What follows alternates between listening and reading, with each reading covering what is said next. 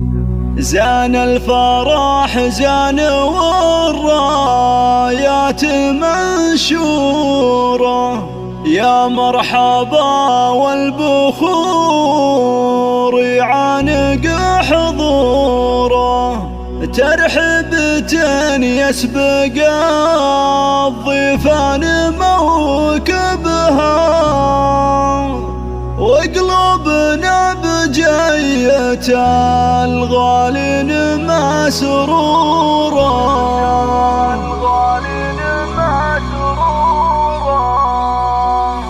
جان الفرح جان والرايات منشورة، يا مرحبا والبخور يعانق حضوره.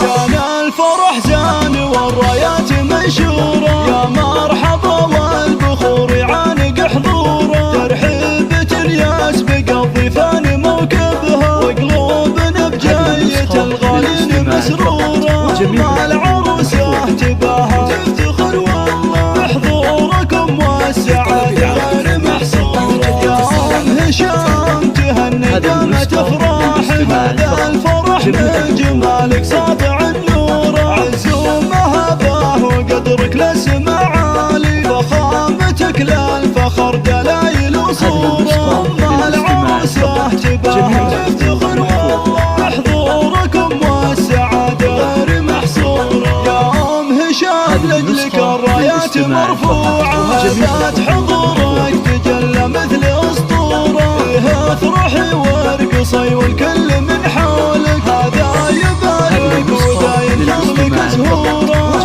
مع العروسة تباها تفتخر والله بحضوركم والسعادة غير محصورة. مبروك لأجمل عروسة يوم زفتها، ربع السمو والجمال اللي طغى حضوره، في حسنها تاهت الأشعار والله، ربع وكن الحلايا فيها محصورة، وأما العروسة تباها تفتخر والله بحضوركم والسعادة غير محصورة. بنت ابوها فلاح النادر الوافي، قدام وقت المواقف ينعرف دوره، واخوانها اللي لهم بالمرجله سيره، انزالهم في السما وبارض جذوره، واما العروسه تباها تفتخر والله بحضوركم والسعاده غير محصوره.